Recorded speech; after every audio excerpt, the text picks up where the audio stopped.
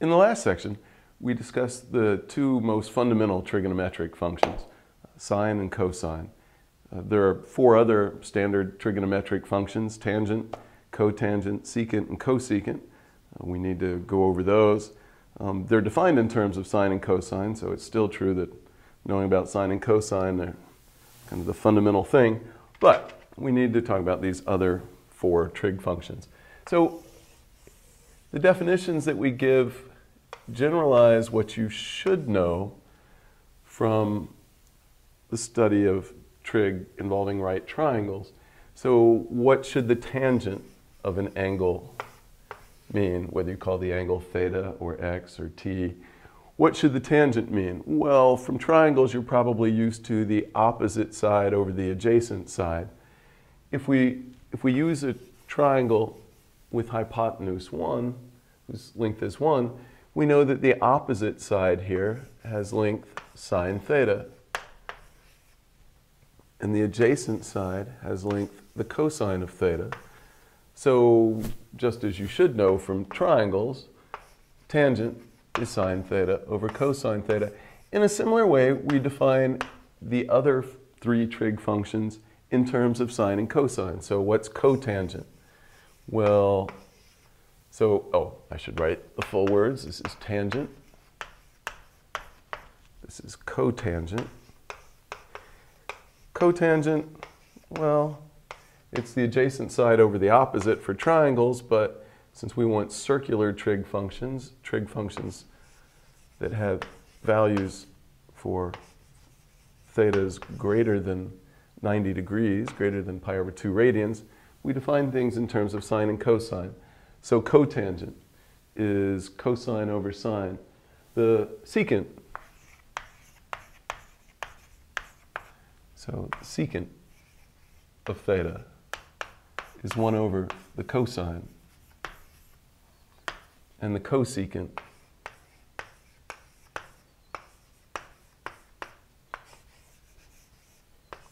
of theta is 1 over sine.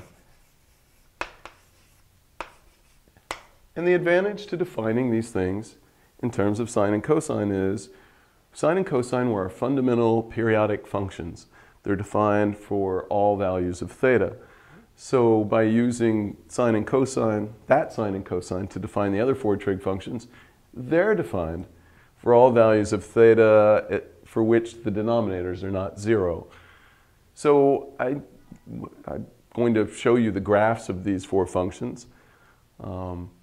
They tell you a lot about the properties of tangent, cotangent, secant, cosecant. And then, of course, we want the derivatives of these functions, so we want to know the rates of change of them. There are trig identities that follow from the fundamental trig identity. So, for instance, tan squared plus 1 of theta, tan squared theta plus 1 equals secant squared theta. Is probably the second most important trig identity for us after the fundamental one, which is that sine squared theta plus cosine squared theta equals 1. This is the fundamental trig identity. This one follows from that one because what's tan squared? Well, tangent is sine over cosine, so tan squared is sine squared over cosine squared. Then you add 1, but you write 1 as cosine squared over cosine squared. Then they have the same denominator. In the numerators, you get sine squared plus cosine squared, but by the fundamental trig identity, that's 1, so you get 1 over cosine squared. Oh, but 1 over cosine is secant, so this is secant squared. So, and there are other trig identities that follow from the fundamental trig identity, and there are angle addition formulas for all of these functions that follow it immediately from the angle addition formulas for sine and cosine. I'm not going to go into all of those. But the graphs would give us a lot of properties of these functions. Of these four other trig functions, certainly tangent is the one that comes up most often. So let's look at the graphs So you can have your calculator do this, you can have computers do this. Later in the book, we come to a graphing section. We could figure out that the graphs look like this from using calculus techniques. But let's look at y equals, and now I'll switch to where the angle is called x, just so we can use our favorite x and y for the graph. Tangent is sine over cosine. So we are going to have places where this is undefined. Every time that cosine is 0, that occurs at pi over 2. So I'm using radians now. That occurs when x is pi over 2. And every time you add another pi or you subtract another pi, this denominator will hit 0. The numerator will be plus or minus 1. So this function goes to plus or minus infinity. You will have vertical asymptotes at these values. So here's pi over 2. Here's minus pi over 2. Here's 3 pi over 2. Let's see, it should be about, well, let me zero. So let's say this is pi. Here's 3 pi over 2. Here's a minus pi, minus 3 pi over 2. You have vertical asymptotes here, here, here, here, and these keep going. Because sine and cosine are 2 pi periodic, they repeat every time x goes up or down by 2 pi. Certainly tangent, the value of tangent repeats every 2 pi. But actually tangent has a smaller period because if you add or subtract pi from x, that negates sine and it negates cosine, but then those minus signs cancel and you get the same value again. So in fact, tangent is pi periodic. Its period is pi. So, and it repeats kind of in between these asymptotes. The graph of tangent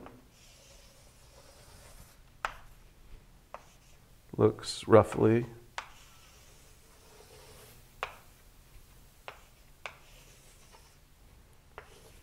like this.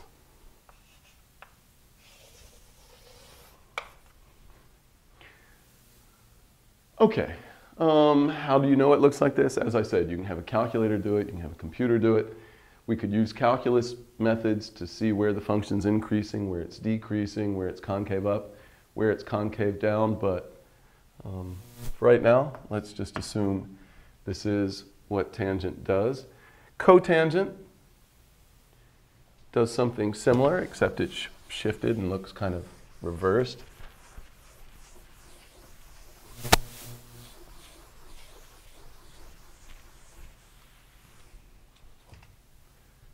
So y equals the cotangent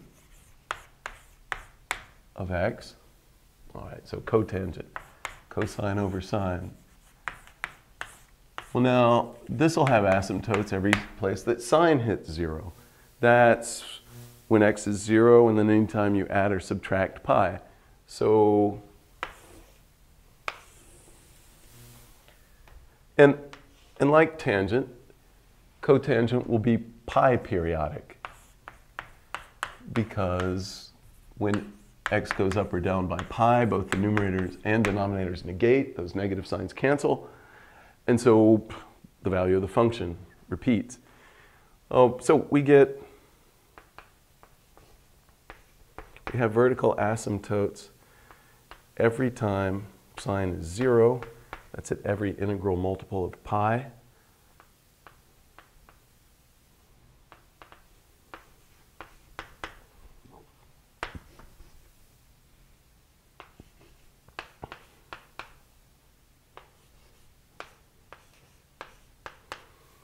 And so we have vertical asymptotes. Actually, maybe I'll use a different color.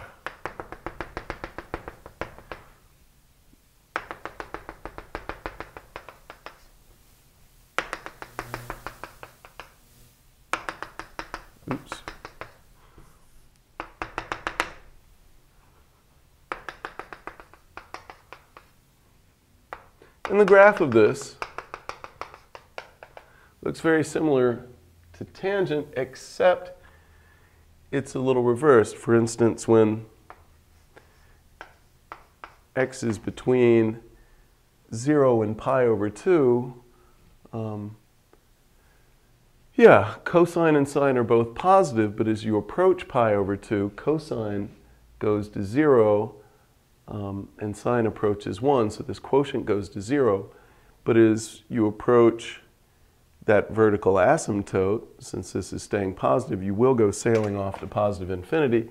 So in fact, the graph of this looks kind of like a mirror image of what you get for tangent. It has to do this.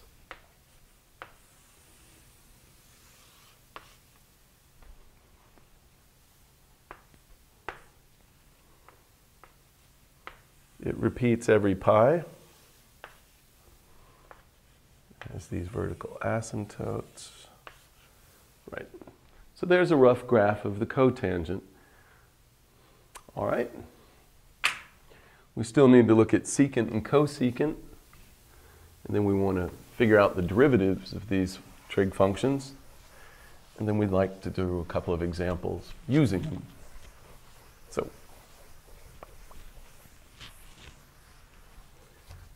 So what about secant of x?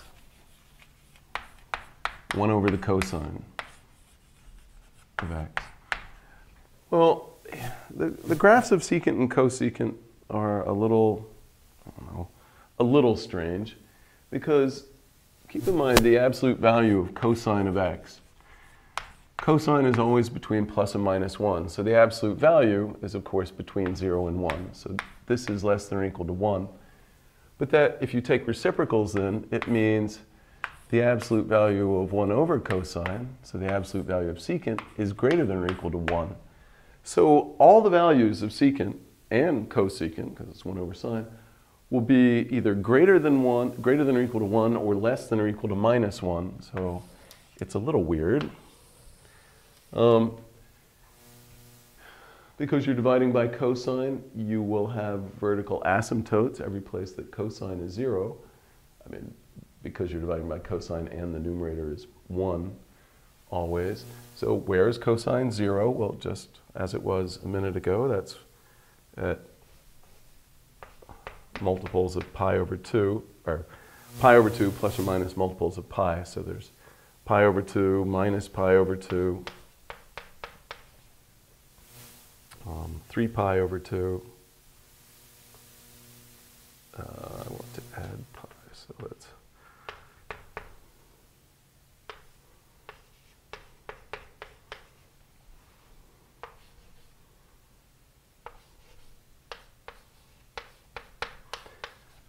Unlike tangent, or cotangent, this is 2 pi periodic again, because cosine repeats every 2 pi. In tangent, there was some cancellation in the numerator and denominator. That certainly doesn't happen here. So this will be 2 pi periodic. It repeats, its period is 2 pi. It doesn't repeat any earlier than that. But you do have these same vertical asymptotes you had for tangent, but what the graph does is very different.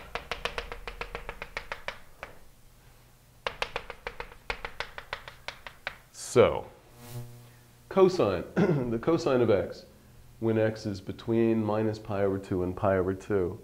So that's the x-coordinate on the unit circle when your angle is between minus pi over 2 and pi over 2. So minus 90 degrees and plus 90 degrees.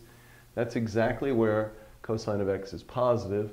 So this is 1 over something positive. It's always greater than or equal to 1. I'm just going to draw 1 and minus 1 here and here. So here's 1. Here's minus 1. This function will always be greater than 1 and approach these asymptotes.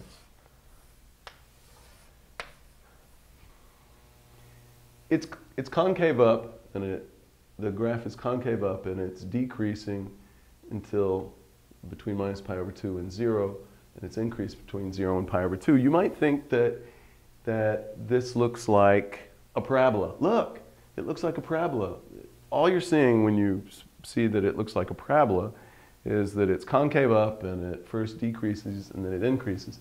This is not like a parabola. This graph approaches vertical asymptotes. Parabolas do not approach asymptotes. But qualitatively, when I sketch it, it kind of looks like a parabola. Maybe I should make it look more like it's coming in asymptotic, but it doesn't help too much. What happens between pi over 2 and 3 pi over 2? Well, cosine of x is negative there, and its absolute value will, 1 over that will always have absolute value greater than 1, so this will be less than or equal to minus 1. It just does what that piece did, but in the negative direction.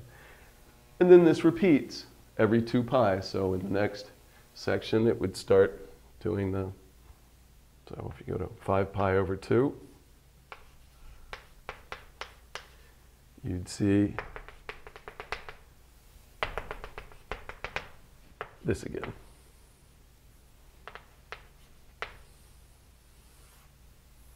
Let's try that one more time.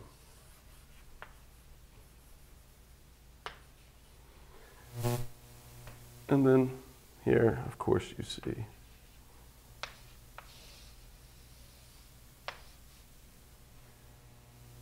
this. That's the graph of secant. And cosecant looks very much like this, except shifted, just because sine looks just like cosine, except shifted. So this will be 2 pi periodic. Cosecant, 1 over the sine. And its graph, well, I guess I could leave these asymptotes up here, because it'll have the same asymptotes as cotangent, because it's where sine is undefined. Or where sine is 0, where the quotient is undefined.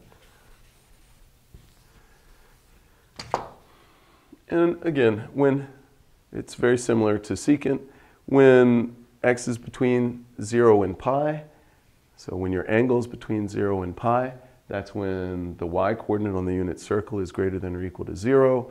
So you'll be positive. If I put 1 here and minus 1 here, it'll do this, and then it'll do this. And then that'll repeat.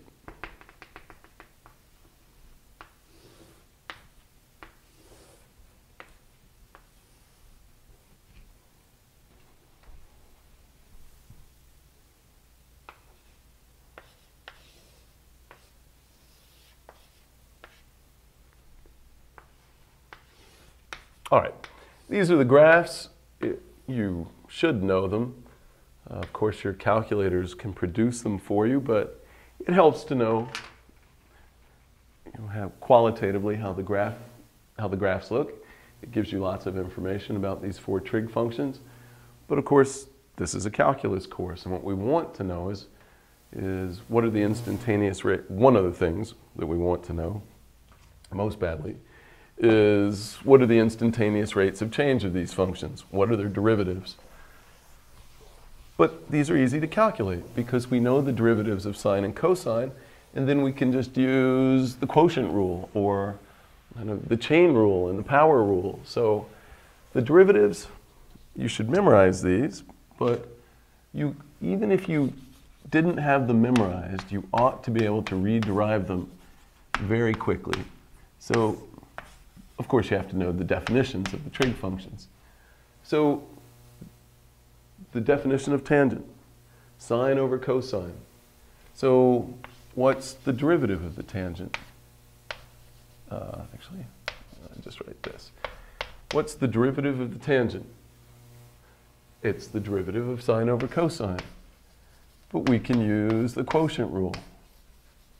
The quotient rule says that the derivative of this quotient is the bottom times the derivative of the top minus the top times the derivative of the bottom all over the bottom squared. So this, oh, I left off a derivative. The bottom times the derivative of the top minus the top times the derivative of the bottom, all over the bottom squared. The derivative of sine, though, is cosine.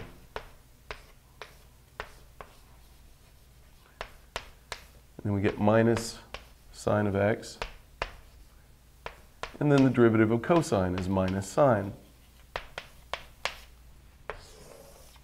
all over cosine squared. But this is cosine squared minus minus, so plus sine squared. So you get cosine squared plus sine squared. Fundamental trig identity, that's 1. So this numerator comes out to be 1 over cosine squared. So that's the derivative, but if we want to write it in terms of kind of the most simple expression in terms of trig functions, that's 1 over cosine quantity squared, but 1 over cosine is the secant. This is secant squared x. So this is the formula that most people memorize for the derivative of tangent. The derivative of tan x, secant squared x. Okay, maybe I'll leave it as an exercise, in just the same way, using the quotient rule. You find the derivative of cotangent of x, and what you find is it is negative cosecant squared of x. The derivation of that formula goes just like this. You'll use the quotient rule, you'll use the fundamental trig identity, and you write things in terms of cosecant, which is 1 over sine. So let me calculate the derivative of secant, and then once again leave it as an exercise for you to do the derivative of cosecant. So what about the derivative of secant? So secant prime. Well, secant, by definition, is 1 over cosine. Now, it's true that we could use the quotient rule for this, but it's a little nicer, not much, but a little, to rewrite this as cosine of x raised to the minus 1 power, and then you want its derivative. Then we can calculate this derivative from the power rule and the chain rule. This is one function of x, cosine, another function done to that. That's your setup for the chain rule. You differentiate the outside function first.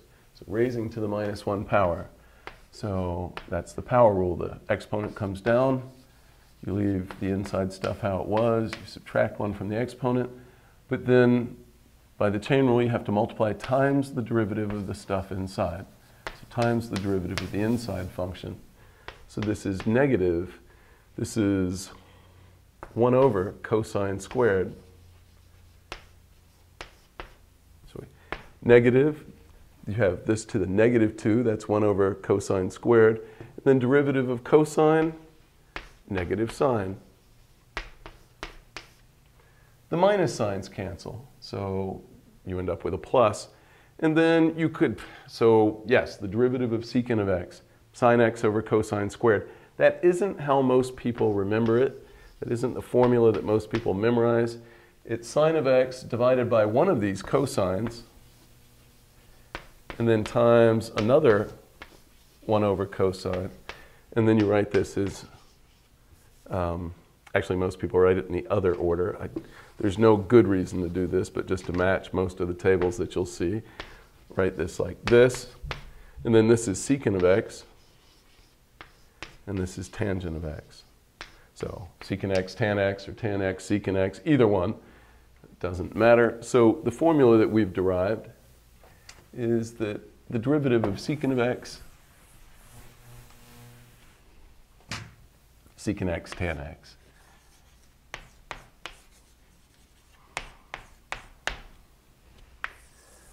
And I'll leave it as an exercise. You do exactly the same kind of thing, and you find that the derivative of cosecant of x is negative cosecant of x cotangent of x. All right. So those are the those are the instantaneous rates of change of the other four trig functions other than sine and cosine. How often do they come up? Fairly often. Tangent in particular comes up, I'd say third most often after sine and cosine. Let's look at a couple of sample problems. One purely mathematical and one more physical problem.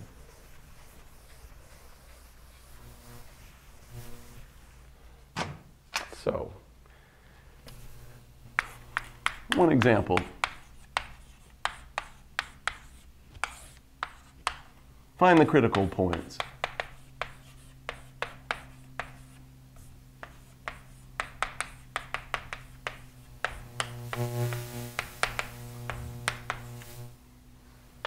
Of W equals e to the minus theta secant of theta.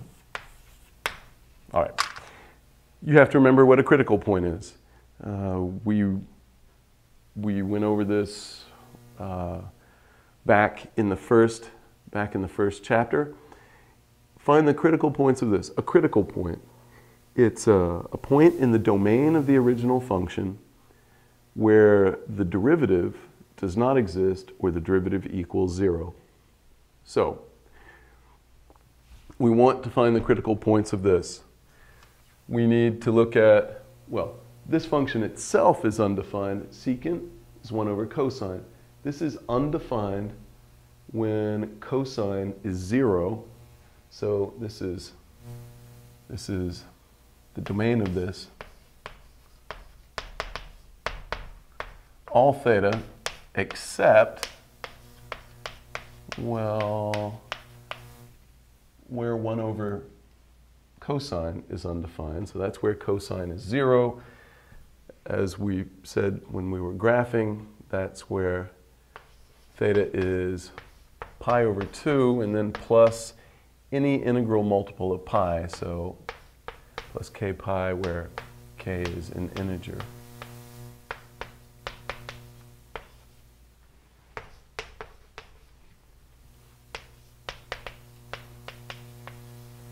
So for instance, when k is 0, this says it's undefined when theta is pi over 2. When k is 1, it says it's undefined at pi over 2 plus pi, so that's at 3 pi over 2. When k is minus 1, it says the function is undefined at pi over 2 minus pi. That's when theta is minus pi over 2. All right, so that's the domain of this function. What's the derivative of this function? dw d theta. All right, well, we have to do the product rule and the chain rule for that matter, but this is the product of two functions of theta. So the product rule says the derivative of this is the first thing times the derivative of the second plus the second thing, the secant of theta, times the derivative of the first. Okay. So we get the e to the minus theta. What's the derivative of secant theta?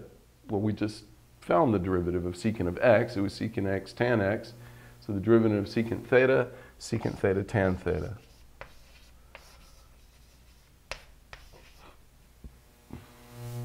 And then you get a plus secant theta times, all right, the derivative of e to the minus theta. The derivative of e to the x is e to the x. Derivative of e to the something, by the chain rule, you get the e to the something back. But by the chain rule, you have to multiply times the derivative of the exponent. So times the derivative of minus theta. That gives us minus 1. So here's the derivative. We can factor out an e to the minus theta secant theta, which is the same as w. We can factor that out. This is e to the minus theta secant of theta times the tan of theta minus 1. Okay, so this is what we get for the derivative of w with respect to theta. What does this tell us? Well, first of all, where is this derivative undefined? The derivative's undefined, well, when secant theta is undefined, but that's where theta is in this range, so it's exactly where w itself was undefined. Those don't count as critical points. And then there's where tan theta is undefined, but tan theta is undefined when cosine is 0, just like this is. So the only places the derivative where this function was not differentiable are places where it wasn't defined. So there aren't any critical points that occur because the derivative is undefined at a point in the domain of w. The derivative is defined at every point in the domain of w. So the only critical points occur where this function is 0. Where is the derivative equal to 0?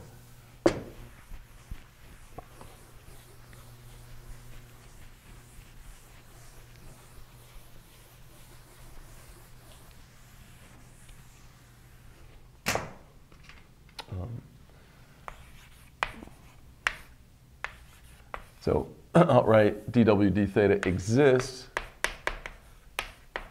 at all theta where w exists. So we don't get any critical points from that. So the only critical points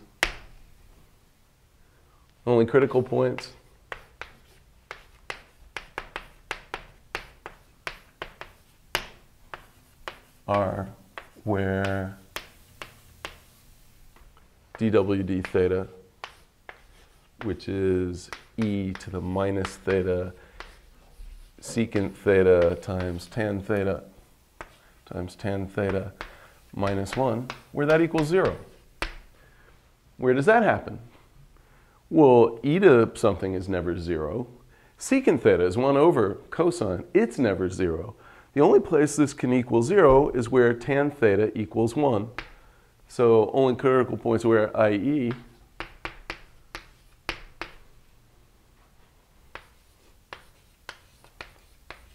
where tan theta equals 1. Where does that happen? When does tan theta equal 1?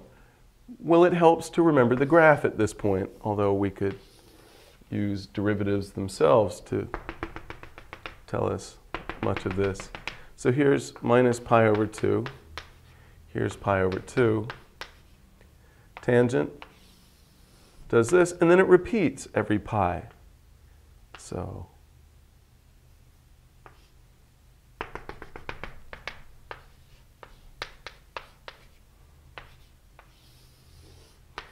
where does tan theta equal 1?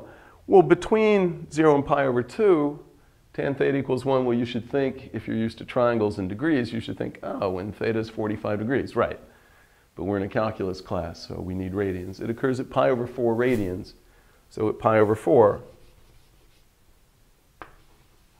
you get 1. And that's the only time you get 1 between minus pi over 2 and pi over 2. But tangent is pi periodic. You'll get, so this is at pi over 4 when you hit 1. That'll happen again every time you add pi or subtract pi from pi over 4. So this happens where tan theta equals 1. That happens for theta equals pi over 4 plus any integral multiple of pi. This, theta equals pi over 4, that one you should know. And then tangent is pi periodic, so you have to hit 1 again every time you go up or down by pi. And the graph makes it clear those are the only places you get. In each one of these sections of the graph between adjacent asymptotes, you only hit 1 once. How do we know that? I mean, I told you the graph was like this. How could calculus tell you that? Well, we know the derivative of tan x is secant squared x. It's secant squared. That's always greater than or equal to 0. And in fact, secant is never 0 because it's 1 over cosine. So this is always greater than 0 or undefined, which means the graph is strictly increasing where it's on these intervals where it's defined, right? We know that if a function is defined on an interval and the derivative is positive there, the function is strictly increasing. So that's how we can know from a calculus point of view, without using a calculator or a computer, that the graph increases the whole time. That, in particular, that means on each interval between the asymptotes. In particular, that means the function is 1 to 1 inside that interval, and so there's only one theta that will give us 1 in each of these intervals, but then the function's periodic. So these are all the critical points. There are an infinite number of them. It is not, you might think, you're looking for where the derivative is 0. It would be where the tangent line is horizontal. I could have had my calculator or computer draw a graph of this, and I just could have looked at places where the tangent line looks horizontal. This is extremely difficult to see. The e to the minus theta being here means that there's no one good window on your computer for seeing many of these critical points at once. It's hard to get the scale right. It's hard to get a good window. And even if you see 2 or 3 of them, you won't see many more than that. Anyway, sometimes you just have to do the calculus problem. All right, let's end this section with one application. It's a classic problem. So suppose we have a lighthouse. So here's a lighthouse.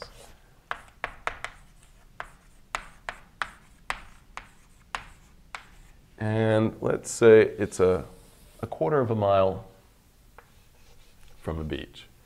So the straight line distance, the perpendicular distance. So this is 0.25 miles. All right, to some point P, this closest point on the beach. And there's a little girl running along the beach.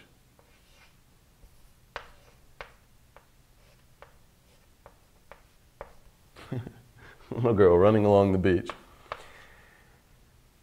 What happens? Well, the lighthouse is shining a light, and it hits the beach, and as the lighthouse turns, the light sweeps along the beach. So there's some, let me erase the little girl. There's the light from the lighthouse, maybe I'll use yellow so it'll look like light.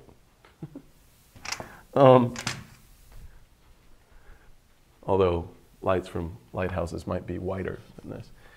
But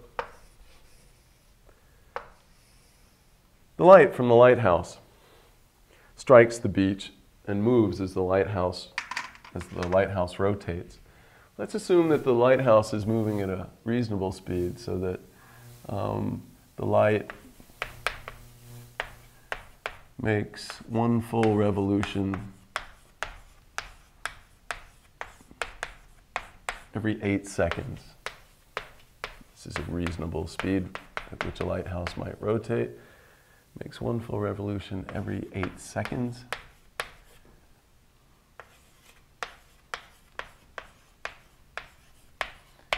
And what's the little girl trying to do? She's trying to run along with this spot of light, trying to keep up with this spot of light as it sweeps down the beach. So the lighthouse turns. As it turns, the light sweeps down the beach. There's this spot of light, and the little girl is trying to keep up with the spot as she runs. And the question we want to ask is when, so here's the question, when the girl is half a mile from the point P,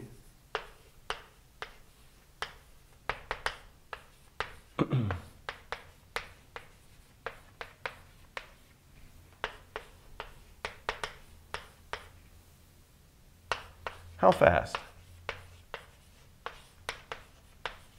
does she need to run?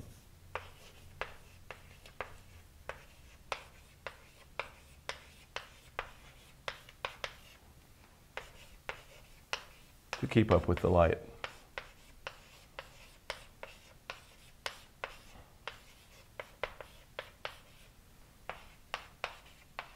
All right. That's our question. What do you do to answer this? Well, one thing you do is draw a crummy picture like mine, or if there weren't one in the book already. Draw a crummy picture. Your picture doesn't have to be very good. It just needs to be good enough for you to see all the relevant data. What's relevant here? Well, we'd like to call the distance from the point P to the beam of light, which is what the little girl's trying to keep up with. The distance from the point P to the spot on the beach where the light hits, we'll call that x. And we'll call this angle that the beam is making with the perpendicular to the beach, call that angle theta. And I'm looking at a top view. I'm looking at a top view of the situation, and I'm assuming that from this point of view, theta, that the beam of light is turning counterclockwise, which is the positive direction for us. Okay, so the question is, so what is this question in terms of variables and calculus and derivative things? Our question is, what's dx dt when x is 0.5? Right? You need to understand what that, right, why that's right. How fast does she need to run if she's keeping up with the light? Well, as fast as the light's moving down the beach, which is as fast as x is growing with respect to time. So it's dx dt. When? Well, at the point in time when x is 0.5 miles, right? When you're 0.5 miles from the point P. If she's keeping up with the light, she's where the light is. So the question in terms of these variables is, what's dx dt when x is, I'm going to drop the units, we're in miles. I didn't say what the time was, but because the light's rotational speed is given to us in seconds, t will be in seconds, so this is t in seconds, x in miles.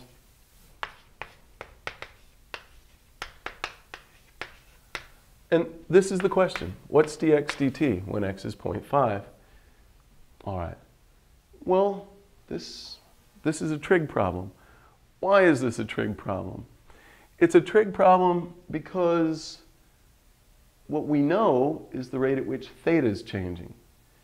Theta is changing in such a way that you go through one full revolution every 8 seconds. And we need to relate that change in theta and the fact that we know this distance to a knowledge about this distance, x. So we've got, first of all, one full revolution. So the lighthouse, or the light, is rotating, revolving, rotating at, all right, one full revolution per every 8 seconds. One full revolution is 2 pi radians. So it's d theta dt, the rate of change of the angle with respect to time. It's constant in this problem. It is 2 pi radians, so one full revolution, 2 pi radians every 8 seconds. Every 8 seconds. So we get pi over 4 radians per second. That's what d theta dt is. Now we need to relate that to x, because we're given information about theta and d theta dt. We're after information about dx dt. So you have to relate theta and x somehow. Well, but this is a trig problem. You've got, here's theta. You know this side is 0.25. I'm going to drop the units. We know all our distances are in miles. All our times are in seconds. And this is x. Tangent. Tan of theta. Opposite over adjacent. So tan of theta. Tan of theta is x over 0.25. So what do we get out of this? If you multiply both sides by 0.25, x is 0.25 times the tan of theta.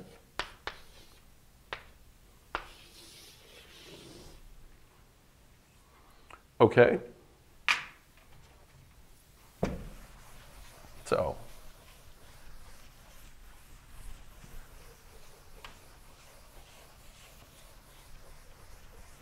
what do we got? we've got, I'll draw this triangle again. We've got this side's x, this side's 0.25, this angle is theta. We just found x then is 0.25 times tan theta. And we're after dx dt when x is 0.5. This is what we want. Well, theta is a function of time. X is a function of time. These are both sides of this are functions of time. You differentiate with respect to time, so with respect to t. Now, this is a function of theta, but theta is a function of t, so you'll get the chain rule over here. The chain rule will come in, so you differentiate both sides with respect to t. You get 0.25. And then the derivative of this with respect to t, well, you can write it as the derivative of that with respect to theta times d theta dt. Right? The chain rule in this notation with the d's, in Leibniz's notation, looks like cancellation of fractions. It looks like this d theta cancels with that d theta, and you just get the derivative of tan theta with respect to t. So what this means is we get the derivative of tan theta with respect to theta, derivative of tangent is secant squared. We just derive that. So we get secant squared theta times d theta dt.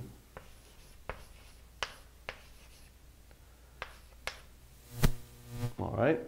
d theta dt in this problem is constantly pi over 4 radians per second. So we get, here's the 0.25, which, oh no, I've got pi over 4, which is a fraction. I guess I'll switch from decimals into fractions. It's not like it really matters, but I'll change the 0.25 to a 1/4. The d theta dt is a pi over 4. And now I get a secant squared theta. This is dx dt at any time t, except you'd have to know theta at that time. We're not interested, or the question didn't ask for it at every time t, but at the point in time when x is 0.5. So how do we answer this question?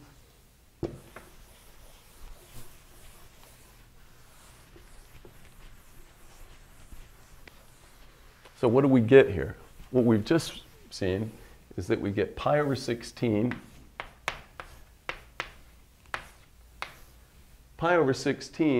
times secant squared theta when x is 0.5. All right, we could get out a calculator and do this, but you don't need to. Secant of theta is 1 over cosine.